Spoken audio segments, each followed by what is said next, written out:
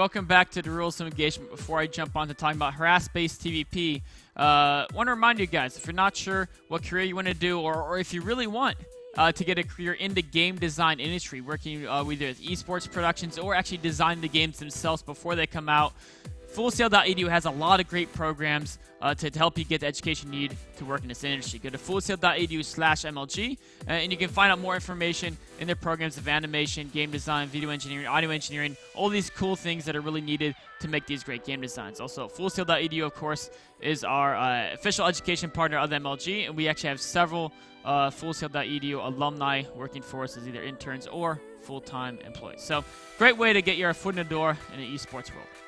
Moving on to our next segment, it's going to be Minigun versus Apocalypse, and we're going to talk about TvP, harassment-based TvP. From a Terran perspective, you want to play a very harassment-focused form of games. So we're starting talking about a one-base harass build and some things to consider when you're analyzing how effective your build is.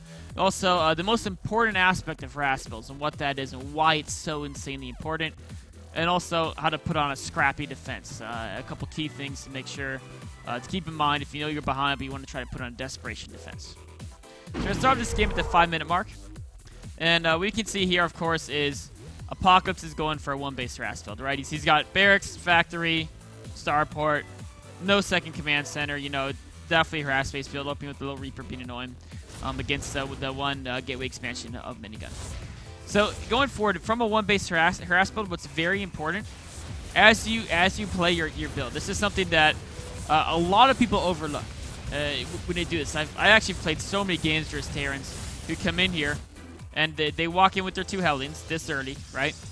And they're like, they come in, they kill 4, 5, 6 probes, and then you know they die or they fall behind 3 minutes later, right? And they're like, how is this possible, right? I'm looking, I just killed 8, because there's a scouting probe, 8 probes for 2 Hellions. 2 Hellions killing 4 probes is normally like an even trade, right? How come I kill 8 and I'm not way ahead? Well, the thing that's very important is that if you're opening a very late expansion, if you're doing a one-base harass build, just being cost efficient isn't enough, right? You can't just say, okay, I killed a little more than I lost, that's good.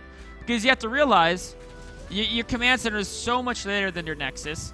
They're naturally going to have a lot more probes. They're mining off of 2 different mineral lines for so much longer than you that it's not enough to be cost efficient. You have to be very, very cost efficient to make these one-base harass builds work, which is partly why one-base harass builds often aren't super popular. This is one of the ones that is popular because this follow-up drop can sometimes do a lot of damage. But if this follow-up drop doesn't do a lot of damage, then your one-base harass build is actually probably going to put you behind. As we can see here, Minigun, of course, defending well over here. And I think he actually just took out a Widow Mine that came up there as well. So the harass build pretty much failed. Even though, yes, he got 11 workers. But, you know, he lost 2 Widow Mines and 2 Hellions. And he has a much, much later expansion. Still no orbital finish at 9-minute mark. So it's important to understand that cost efficiency isn't enough. You have to be super, super cost efficient. It's not like he's dead, right? And that's what brings me to the next point about harass builds. If it's 1-base, 2-base, I mean 3-base, you're already not really being harass focused anymore. It's pretty hard to devote all your resources to harassment moves on 3-base. Well, maybe meta play. But 1-base, 2-base harass builds specifically for Terran players or for any players, if you're on that non-insanely economy and you're using a lot of your resources to harass, like look at what Apocalypse has to defend. This is 10 minutes in. He's got 1 Reaper, 2 Marines, and a bunker to defend. And that's natural for a harass build. It's perfectly, perfectly natural. Because you're spending so many resources to defend. But scouting is so important. I talked about this yesterday. In fact, it was SDC versus Snoot. And how SDC scouted. He saw Snoot was getting roaches, and he had to change his harass build. Because harass builds have generally a lower economy. And you're spending your economy you do have onto this harassment, so you have nothing to defend. And you need to know if your opponent is attacking you. SCC, of course, found out Snoot was attacking him and defended. But in this case, if we look what Apocalypse has done, he needed to control his watchtower. He had a Widow, move a Widow Mine there, put in Marine here, or even just over here, put in Marine and SCV, fly a building if you have an extra building, whatever it takes. Scouting is so insanely important to know if your opponent is attacking you when you're harassable, because you just have no units. And that's normal. And it's not that build's risky. it's not that the build will always lose to a push from a Protoss player. It's that you have to see those pushes coming. With like a standard macro build, you're going to have a lot of Marines naturally, so you can often hold these pushes even without scouting it. Now, ideally, you'd still scout no matter what, but it's like way more important to scout and know exactly what's going on when you're doing a harass build. And, of course, because you're harassing your opponent, you actually should have more scout information, right? As long as your harass isn't really pushed back and denied. So going forward a little bit, of course, because he has no idea this is coming, he's got to pull a scrappy defense, right? There's no way he can beat this army. If you want to pull a scrappy defense, the first thing you do, retreat to a choke point. This choke point isn't big enough to have a chance. The choke point to his main, he may have a chance at defending this. But now he has to think, okay, what is the point of a choke point? Like, it's important for these tactical ideas not just to say, oh, my pro gamer I was watching his master stream, he told me always to fight in choke point if I'm defending. That's not really always going to help you out, right? Because you have to know why. What's the purpose? If you know why, then you can know how to manipulate that choke point to the best advantage. And also you can know when it might be okay to find a choke point, when you can push through it, and such on. And also when to apply that same reasoning to a unique situation where maybe there's artificial choke points created by barracks or forest fields, but they're not, they're movable. How to move around choke points to your best advantage. To utilize these things to the best, it's very important to understand why choke points are advantageous and exactly how to position your army around a choke point to fight around it with the maximum benefit. And so, why choke point is advantageous? Because the idea is, units inside this choke point, right? There can't be very many. And so you only engage the small units at the front of the choke point at once. So the idea is, let's say they're range 6, right? Stalkers are 6, Sentries are 5, Immortals are 6. Most of their damage units are range 6. Marines are 5, Marauders are 6. It's all 5 or 6 range, roughly even. If you want to engage the units at the front, make sure the units in the back of the choke point can't attack you. That means that your arc, right, of his Terran player, he's a different color. You shouldn't be fighting right here. Right here. Don't go anywhere in this zone. Don't go here. Don't go here. These are all bad. These are all bad zones. And the reason why they're bad is because then, of course, the units all back here, they can shoot you. You don't want these guys to shoot you. You want to stay around this area, right?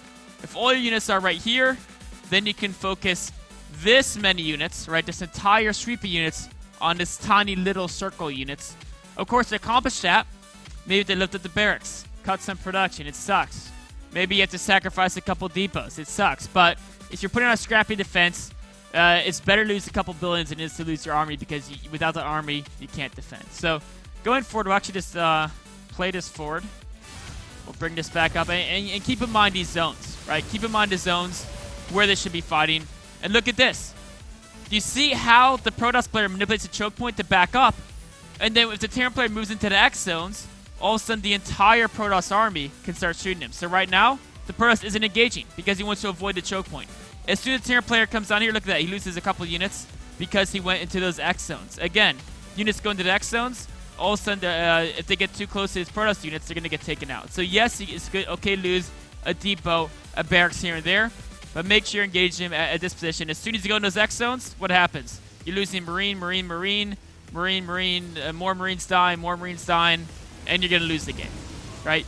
This is a defense that Apocalypse could have held this. Well, yeah, he could have held this. If he built like a bunker back in this flat zone, he probably could have held this. But he sold him way behind, of course. Giving up his natural is never what you want to do, but from here, it's obviously over, right? It's 86 food to 37. We can just put a pause in the game. The important thing here is to understand the concept of the choke, know where you don't want to engage, where you do want to engage, and then as you're positioned all around the map, when your opponent throws down force fields, you can know where to back units up from, where not to run into.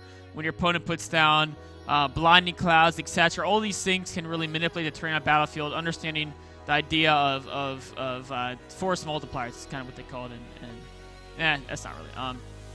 Basically, the idea of positioning really helps you out. So that's really what determined the game. Partly lack of scouting, so he got totally caught off guard by that push. He maybe would have had a chance to start a comeback if he pulled off a really scrappy defense, But to pull off those scrappy defenses, you really need to play like perfectly tactically. A couple of mistakes there kept moving units into the bad zones. And you know, every unit counts. You lose 3, 4, 5, 6 Marines right into bad zones. All of a sudden, your defense is going to crumble. You're going to lose the game. So wraps up our analysis on segment 3. Take a short break and be right on to segment 4, which is, of course, Q&A.